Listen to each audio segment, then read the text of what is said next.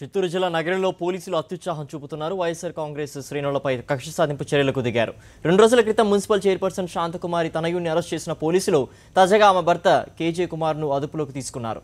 అర్ధరాత్రి నుంచి చైర్పర్సన్ ఇంటి దగ్గర మోహరించిన పోలీసులు హైడ్రామా మధ్య కుమార్ను అదుపులోకి తీసుకున్నారు. దీంతో నగరంలో ఉద్రిక్త వాతావరణం నెలకొంది. టీడీపీ నేతల ఒత్తిడితోనే పోలీసులు ఓవర్ యాక్షన్ చేస్తున్నారని వార్తలు వస్తున్నాయి.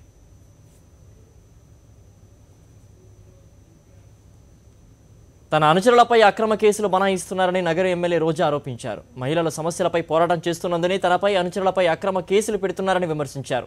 నగరి మున్సిపల్ చైర్మన్ శాంతకుమారి కుటుంబాన్ని పోలీసులు వేధిస్తున్న నేపథ్యంలో రోజా స్పందించారు. సీఎం చంద్రబాబు సొంత జిల్లాలో పోలీసులు తీరు దారుణంగా ఉందన్నారు. తనపై అనుచరులపై అక్రమ కేసులు పెట్టి ఇబ్బంది పెట్టాలని చూస్తున్నారని ఆరోపించారు. మహిళల సమస్యపై సీఎం ఇంటి ముందు ధర్నా చేస్తారని రోజా హెచ్చరించారు.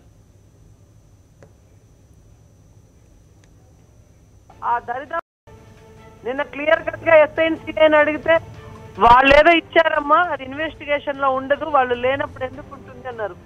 మా డ్రైవర్ వాళ్ళ ఫాదర్ చనిపోతే అందరూ అక్కడ ఉన్నాము. అందరూ ఆ ఊరికి వెళ్తే ఆ వీధికి వెళ్తే తెలుస్తుంది కదా ఎవరెక్కడ ఉన్నారో.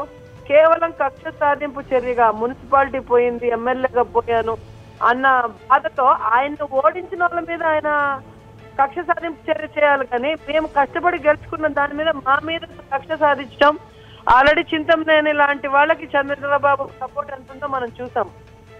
5 కోట్ల మంది ముందర ఒక లేడీ ఆఫీసర్ ని ఎంఆర్ఓ అని కొడితే కూడా, ఆమె కేసు పెడితే కూడా ఇంతవరకు విచారించలేదు. వెరస్ నగిరిలో ఇంతవరకు ఏ తప్పు లేకపోయినా ప్రతిసారి ఎస్సీ ఎస్టీ కేసు, 307 కేసు, దుమ్మి కేసు, ఏదో ఒక కేసు పెడుతూనే ఉన్నారు.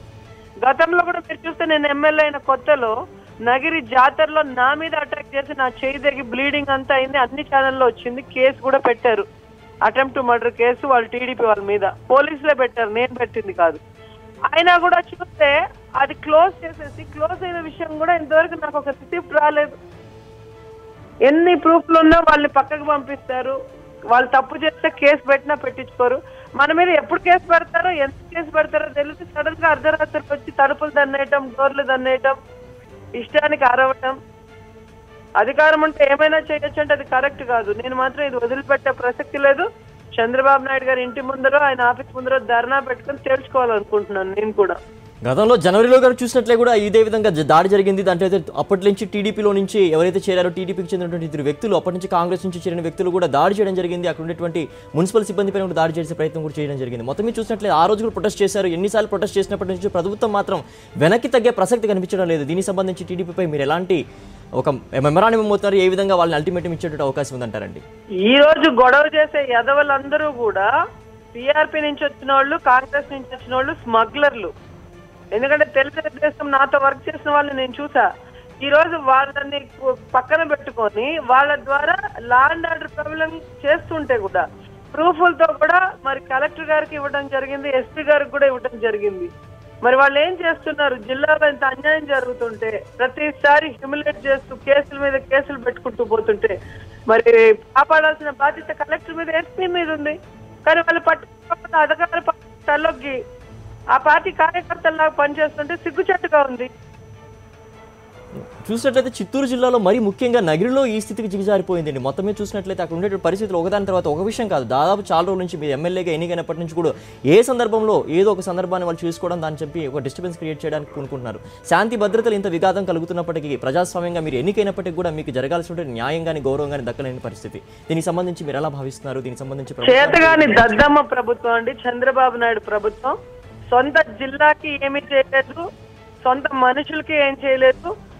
ఈ రోజు సొంత పార్టీలో ఉండే దొంగలకి సపోర్ట్ చేస్తూ ఈ రోజు ఈ విధంగా దిగజారిపోయాడు చంద్రబాబు నాయుడు అని చెప్పడంలో ఎటువంటి సందేహం లేదు. ఈ రోజు చిత్తూరు జిల్లాలో తన ఫ్రెండ్ కూతురు మీద మన యాసిడ్ దాడి జరిగితే జరీనా అనే అమ్మాయికి మొత్తం ప్రభుత్వం భరిస్తుందన్నాడు. ఇంతవరకు ఏం చేయాల. నారాయణమ్మ అని ఒక ఎస్పీ ఎంఆర్ఓ అని ఒక సర్పంచ్ కొడితే ఇంతవరకు అతను ఏ యాక్షన్ తీసుకోవాల. ఈ రోజు చైర్మన్ మీద, నా మీద ఎంత థ్రెట్ పెట్టున్నారు చూసారు కదా. కూర్చుంటే కేసులు, నించుంటే కేసులు. ఎందుకు? ఈ రోజు వాళ్ళు చేసిన తప్పుల్ని నేను ప్రశ్నిస్తున్నాను. నా వాయిస్ జనంలోకి వెళ్తుంది, ఆయన తప్పులు బయటకు వస్తున్నాయనే కదా. ఈ రోజు ఎన్టీఆర్ ని వెన్నుపోటు పొడిచాడు, రాష్ట్ర ప్రజలందరినీ వెన్నుపోటు పొడి చేసి అధికారంలోకి వచ్చాడు. కానీ అధికారంలోకి వచ్చాక ఆయన చెప్పింది ఏవీ చేయలేదు. అది అడిగితే మాత్రం అది పెద్ద తప్పులాగా వాళ్ళ మీద కేసులు పెట్టడానికి ఎంతకైనా దిగజారుతారు. దీనికి అసెంబ్లీయే ప్రత్యక్ష సాక్ష్యం. అసెంబ్లీలో మా ప్రివిలైజేషన్ మాకు ఏమున్నా కూడా ఒక పార్టీ వాళ్ళ పార్టీ వ్యూస్ చెప్పినప్పుడు మేము మాకు చెప్పేదానికి రైట్స్ ఉన్నా కూడా అక్కడ కూడా కులాల రాజకీయం చేసి ఏ విధంగా నా మీద కేసులు పెట్టించాలన్న ప్రయత్నం చూశారు. వాళ్ళకి నేను అసెంబ్లీలోకి రావటమే నచ్చలేదు. సో ఆ రోజు నుంచి ఈ రోజు వరకు నేను ఎట్లా ఎమ్మెల్యేగా నా సభ్యత్వం రద్దు చేయించాలి, ఎట్లా నా మీద కేసులు పెట్టి జైల్లో పెట్టించాలి, ఎట్లా నా వెనక ఎవరు రాకుండా నా లీడర్లందరినీ భయపెట్టాలి, ఇలాంటి చౌకబారు నీతిమాల రాజకీయాలు చేస్తున్నారు. దానికి మేమెవరు భయపడే ప్రసక్తి లేదు. కానీ ఇతని యొక్క రంగు ఏంటి, ఇతను డిగ్నిఫైడ్ గా అనే ఒక స్మార్ట్ అనే ఒక ముసుగేసుకొని ఈయన చేస్తున్న పనికి మాలిన పనులేంటో కూడా అన్ని బయట పెట్టే పరిస్థితులు వస్తాయి ఇప్పుడు.